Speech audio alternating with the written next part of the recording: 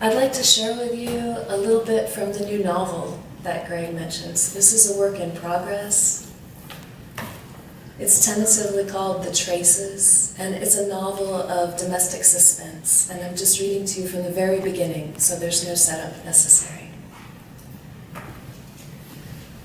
Pregnancy makes you tired, they say. It's the effort of making all those new cells, I suppose, those tiny translucent organs that consumes your energy at a bone-deep level. Every moment seems like a good time for a nap. Sofas beckon. I've seen sonograms, the small twin lungs, the dark heart beating. At night, I close my eyes and see them, those hummingbird hearts. A few breaths later, I'm dreaming. Nothing we can manufacture with our hands or our brains is so delicate and intricate, yet it all unfolds without our thought or will. Week 7, a beating heart. Week 9, nipples, elbows. Week 22, eyelashes. Your body doing all that, whether you want it to or not. They say exhaustion hovers just above you like a blanket, ready to drop, ready to smother all those things you thought were so important. Your career, your household chores, your circle of friends, the yoga class that seemed so crucial at the time. Everything melts away. You're an incubator, nothing but. Your body a traitor to all your old causes. Equal pay for equal work, political justice, safety on the streets. Very nice, but all you really crave is sleep. Endless, luxuriant bouts of afternoon sleep, stretched out on the bed in a long rhombus of warm sun. You arrange your limbs for comfort. Slumber closes down over you like a drug. Your dreams, open grassland, ocean softly rocking. You dream of a baby babbling, gazing up from your arms, curls shining, eyes radiant with love. And then his curls are suddenly sodden, his eyes sealed shut in the pallor of his face. Small round bruises blossom purple on his shoulders. You wake, gasping for breath, like you're the one drowning. At night, I dream of my brother Charlie, the edges of his outline marked in blinding brightness at the bottom of the mottled gray tub. In the dream, there is no water in the bath. There is no actual body. In the dream, my mother is nowhere nearby. Chapter 1. The legacy from my mother is 17 things. 1. A small white house in the hills of West Virginia, backed by a strip of green yard and the acres of forest that surround it. Nearly worthless, Aunt Della and Uncle Frank always said.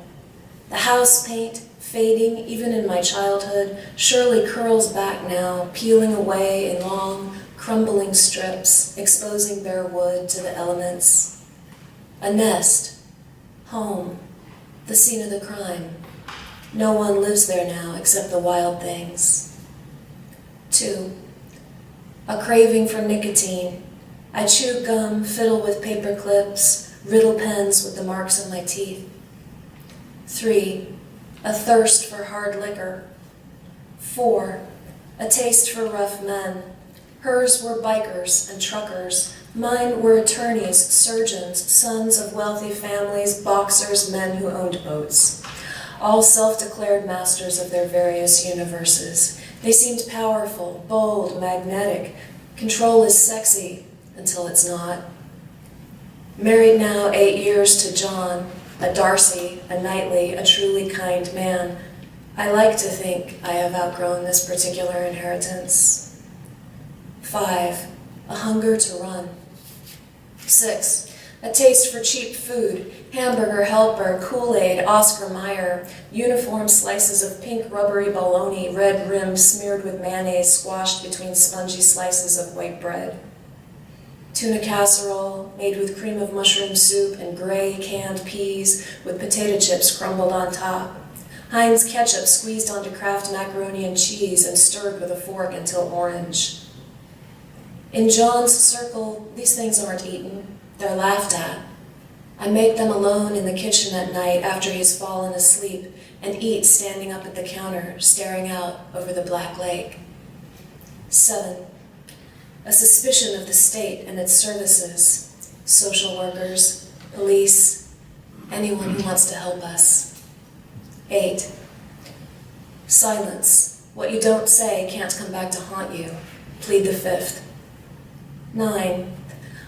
A love of licorice, dark and sweet like danger. In my childhood, it was an exotic treat, rare and expensive, a delicacy, a thing that appeared at Christmas and birthdays, or in the pockets of the men my mother saw. I'm told the taste for licorice is hereditary. You like it or you don't. 10. My long-boned, capable hands. They can change a tire, build a table, twist stuck lids off jars, break a limb. 11. A belief in ghosts, naturally enough. 12. A jumping metabolism, skittish. My friends here in Chicago often ask what diet I'm on, or, more quietly, which pill I take and where can they get some. 13. A fear of incarceration, whether by reason of insanity or crime. 14. A love of fairy tales. She used to read them to me at bedtime. I would touch the illustrations with my finger while her scratchy voice unspooled the tale. 15.